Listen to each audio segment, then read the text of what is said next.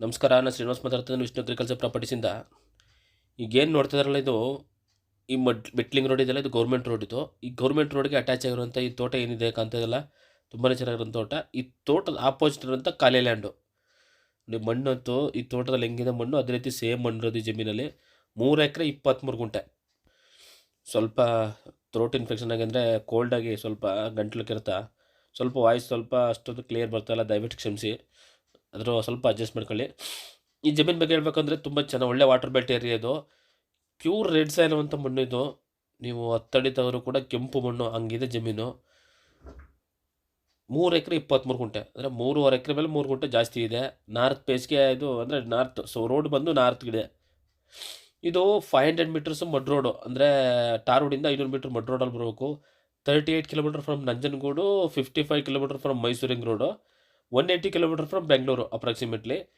ತುಂಬಾ ಚೆನ್ನಾಗಿರೋದು, ಒಂದು ಒಳ್ಳೆ ಜನರಲ್ ಪ್ರಾಪರ್ಟಿ. ನೋಡಿ, ಪವರ್ ಲೈನ್ ಎಲ್ಲ ಜಮೀನೆಲ್ಲ ಇದೆ. ಪವರ್ ಲೈನ್ ಇಳಿಸ್ಬೇಕು, ಅವ್ರಿಗೆ ಏನು ತೊಂದರೆ ಇಲ್ಲ. ಕೆಂಪು ಮಣ್ಣು, ಜನರಲ್ ಪ್ರಾಪರ್ಟಿ. ಅವ್ರದ್ದು ಏನಾಗಿದೆ ಅಂದರೆ ಪಿತ್ರಾರ್ಜಿತ ಆಸ್ತಿನೇ ಡಿವೈಡ್ ಮಾಡ್ಕೊಂಡಿದ್ರೆ ಜನರಲ್ ಪ್ರಾಪರ್ಟಿ. ನಿಮ್ಗೇನು ಲೀಗಲ್ಗೆ ಡಾಕ್ಯುಮೆಂಟ್ಸ್ ಬೇಕು ಅದನ್ನು ಖಂಡಿತ ನಾವು ಒದಗಿಸ್ಕೊಡ್ತೇವೆ. ನಿಮ್ಗೇನು ಲೀಗಲ್ ಬೇಕು ಎಲ್ಲ ಡಾಕ್ಯುಮೆಂಟ್ಸನ್ನು ಕೊಡೋಣ. ಇದು ಜನರಲ್ ಪ್ರಾಪರ್ಟಿ ಆಗಿದೆ. ಪ್ರೈಸ್ ಬಂದು 20 ಲ್ಯಾಕ್ ಪರ್ ಎಕರ್ ಹೇಳ್ತಿದ್ದಾರೆ ಅವರು. 20 lakh per acre, slightly negotiable ಅಂತ ಹೇಳಿರೋದು ಅವರು. 20 lakh per acre slightly negotiable ಅಂತ ಹೇಳಿದ್ದಾರೆ. ಡೈರೆಕ್ಟ್ ಓನರ್ ಸಿಟಿಂಗ್ ಮಾಡ್ಕೊಡೋಣ. ಎದುರುಗಡೆ ಕುಂತ್ಕೊಂಡಾಗ 1-2 ಹೆಚ್ಚು ಕಮ್ಮಿ ಆಗ್ಬೋದು, ಅಂದರೆ 19 ಲಕ್ಷಕ್ಕೆ ಆಗ್ಬೋದು, ಅದು 18 ಲಕ್ಷಕ್ಕೆ ಆಗ್ಬೋದು, ಹೇಳೋಕ್ಕಾಗಲ್ಲ. ಎದುರುಗಡೆ ಕೂರಿಸ್ಕೊಡ್ತೀವಿ ಓನರನ್ನ, ಮಾತಾಡೋಣ. ಬಟ್ ತುಂಬಾ ಒಳ್ಳೆ ಜಮೀನು. ನೋಡಿ, ಕೆಂಪು ಮಣ್ಣಿದೆ. ಲ್ಯಾಂಡ್ ಅಂತೂ ಒಂದು ಸುಮ್ಮನೆ ಅದಲ್ಲ, ತುಂಬಾ ಚೆನ್ನಾಗಿದೆ. ಇದು ಚಾಮರಾಜನಗರ ರಿಜಿಸ್ಟ್ರೇಷನ್ ಬರುತ್ತೆ.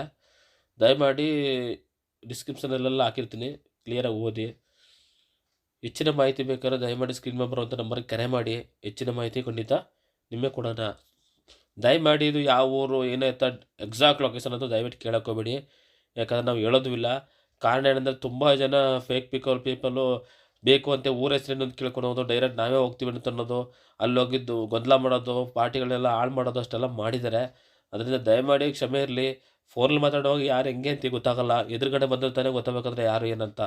ಅದರಿಂದ ದಯಮಾಡಿ ನಾನು ರಿಯಲ್ ಬಯರ್ಸ್ ಯಾರು ಅಂತ ತಿಳ್ಕೊತೀನಿ ಅಂದರೆ, ನಮ್ಮ ಜೊತೆ ನೇರವಾಗಿ ಬಂದು ಜಮೀನು ನೋಡ್ತಾರಲ್ಲ ಅವ್ರನ್ನ ನಾವು ರಿಯಲ್ ಬಯರ್ ಅಂತ ತಿಳ್ಕೊಬೋದು. ನನ್ನ ಹತ್ರ ಪರ್ಚೇಸ್ ಮಾಡಿರೋಂಥ ಬಯರ್ಸ್ ಹೆಂಗೆ ಅಂದರೆ, ಒಂದು ಸಾರಿ ಬಂದು ಹೇಳ್ತಾರೆ, ಶ್ರೀನಿವಾಸ್ ನನಗೆ ಈ ಬಡ್ಜೆಟಲ್ಲಿ ಇಲ್ಲಿ ರೀತಿ ಲ್ಯಾಂಡ್ ಮಾಡಿಕೊಡಿ ಅಂತ ನಮ್ಮ ಜೊತೆಲಿ ಇರೋವರೇ ಲ್ಯಾಂಡ್ ಪರ್ಚೇಸ್ ಮಾಡಿರೋರು. ಸುಮ್ಮನೆ ಎಲ್ಲಿದೆ ಲ್ಯಾಂಡು ಏನು ಎತ್ತೆ ಎಲ್ಲ ಕೇಳ್ಕೊಂಡು ಸುಮ್ಮನೆ ಬರ್ತೀನಿ, ನಾಳೆ ಬರ್ತೀನಿ, ನಾಳಿದ್ದು ಬರ್ತೀನಿ ಅನ್ನೋದು. ಒಂದು ಸಾರಿ ಬಂದು ನೋಡ್ಕೊಂಡು ಹೋದರೆ ಮತ್ತೆ ಬರೋಂಗಿಲ್ಲ. ಈ ಥರದೆಲ್ಲ ತಗೊಳ್ಳಲ್ಲ, ಪರ್ಚೇಸ್ ಮಾಡಲ್ಲ. ಅದು ನಮಗೆ ಅನುಭವಗಳಾಗಿದೆ. ದಯಮಾಡಿ ನೀವು ತುಂಬಾ ಇಂಟ್ರೆಸ್ಟ್ ಇದ್ದು ರಿಯಲ್ ಬಯರ್ ಆಗಿದ್ದರೆ ಮಾತ್ರ ದಯಮಾಡಿ ನೇರವಾಗಿ ಬನ್ನಿ, ವಿಸಿಟ್ ಮಾಡಿ, ನಮಗೆ ನಮ್ಮ ಜೊತೆ ಹೇಳಿ ಹಂಚ್ಕೊಳ್ಳಿ, ಈ ಥರ ಲ್ಯಾಂಡ್ ಬೇಕು ನನಗೆ ಮಾಡಿಕೊಡಿ ಅಂತ. ಖಂಡಿತ ಆನೆಸ್ಟಾಗಿ ಒಂದು ಒಳ್ಳೆ ಲ್ಯಾಂಡನ್ನು ನಿಮಗೆ ಮಾಡ್ಕೊಡೋಣ. ಏನಂದರೆ ಕೆಲವು ಜನ ಏಜೆಂಟ್ಗಳು ಏನು ಮಾಡ್ಬಿಟ್ಟಿದ್ದಾರೆ ಅಂದರೆ, ಬೇಕು ಅಂದರೆ ಬೇರೆ ಬೇರೆ ನಂಬರಿಂದ ಫೋನ್ ಮಾಡಿ ಯಾವ ಊರು ಅಂತ ಕೇಳೋದು, ನಮ್ಮನ್ನು ತಿಳ್ಕೊಂಡು ತಾವೇ ಹೋಗೋದು. ಅಲ್ಲೋಗಿ ಓನರ್ ಹತ್ರ ಹೋಗಿ ನಿಮಗೆ ಜಾಸ್ತಿ ಮಾಡಿಸ್ಕೊಡ್ತೀವಿ, ಇದು ಕೊಡೋಕೋಬೇಡ ಅಂತ ಜಮೀನೆಲ್ಲ ಕಟ್ ಮಾಡೋರು ತುಂಬ ಜನ ಇದ್ದಾರೆ. ಅದರಿಂದ ಸುಮ್ಮನೆ ಯಾಕೆ ನಾವು ಹೇಳೋಕ್ಕೆ ಹೋಗಲ್ಲ. ದಯಮಾಡಿ ಕ್ಷಮೆ ಇರಲಿ, ಅನ್ಯತಾ ಭಾವಿಸೋಕೆ ಹೋಗ್ಬೇಡಿ. ನಮ್ಮದು ಒಂದು ಜೀವನ ಅಲ್ವಾ, ನಮ್ಮದು ಒಂದು ಲೈಫ್ ಇರುತ್ತೆ. ಸುಮ್ಮನೆ ನಮ್ಮ ಹೊಟ್ಟೆ ಮೇಲೆ ನೋಡೋದು, ನೀವು ಗೊಂದಲಾಗೋದು ಸ್ವಲ್ಪ ಬೇಡ. ಆ ರೀತಿ ತಿಳ್ಕೊಳೋದು, ಈ ಮಾರ್ಕೆಟ್ ರೇಟ್ ತಿಳ್ಕೊಳೋದು, ಏರಿಯಾ ತಿಳ್ಕೊಂಡು ಎಷ್ಟೋ ಜನ ತಾವೇ ಹೋಗಿ ಜಮೀನು ಪರ್ಚೇಸ್ ಮಾಡಿ, ಫಾರ್ ಎಕ್ಸಾಂಪಲ್ ನಮಗೆ ಒಂದು 50,000 ಕಮಿಷನ್ ಕೊಡೋಕೆ ಹೋಗೋರು 5 ಲಕ್ಷ ಕಳ್ಕೊಂಡ್ರು ಎಷ್ಟೋ ಜನ ಇದ್ದಾರೆ. ದಯಮಾಡಿ ನೀವು ಲಾಸ್ ಮಾಡ್ಕೊಳಕ್ಕೆ ಹೋಗ್ಬೇಡಿ. ನಾನು ಅಂತಲ್ಲ, ಎನಿವನ್ ಒಂದು ಒಳ್ಳೆ ಏಜೆಂಟ್ ಮುಖಾಂತರ ಹೋಗಿ ಒಂದು ಒಳ್ಳೆ ಲ್ಯಾಂಡ್ ಮಾಡ್ಕೊಳ್ಳಿ. ಅದು ಬಿಟ್ಟು ಕಮಿಷನ್ ಕೊಡಬೇಕಾಗುತ್ತೆ ಅಂತ ಹೊಟ್ಟೆ ಹೊರ್ಕೊಂಡು ಏಜೆಂಟ್ ಮುಖಾಂತರ ಹೋಗ್ದೇ ನೀವು 50,000 ಕಮಿಷನ್ ಕೊಡೋಕೆ ಹೊಟ್ಟೆ ಹೊರ್ಕೊಂಡು 5 ಲಕ್ಷ ಕಳ್ಕೊಂಡು ಹೋಗ್ಬೇಡಿ. ದಯಮಾಡಿ ಆಲೋಚನೆ ಮಾಡಿ. ನಾನು ಖಂಡಿತ ಒಳ್ಳೇದಕ್ಕೋಸ್ಕರ ಹೇಳ್ತೀನಿ. ದಯಮಾಡಿ ನಮ್ಮನ್ನು ಅನ್ಯತಾ ಭಾವಿಸೋಕೆ ಹೋಗ್ಬೇಡಿ. ಕ್ಷಮೆ ಇರಲಿ. ಈ ಮಾತಿಂದ ನಿಮಗೆ ಬೇಜಾರಾಗಿದ್ದರೆ, ನಮ್ಮ ನೋವುಗಳಿರ್ತವೆ, ನಾವು ಹಂಚ್ಕೋಬೇಕಲ್ವ, ಅದಕ್ಕೋಸ್ಕರ ನಿಮ್ಮಿಂದ ನಮ್ಮ ಈ ಮಾತಿಂದ ಒಂದು ಒಳ್ಳೆ ಬಯರ್ ಸಿಗ್ಬೋದು ಅಂತ ಆಸೆ. ದಯಮಾಡಿ ಹೆಚ್ಚಿನ ಮಾಹಿತಿ ಕರೆ ಮಾಡಿ. ನಮಸ್ಕಾರ. Thanks for watching. ಧನ್ಯವಾದಗಳು.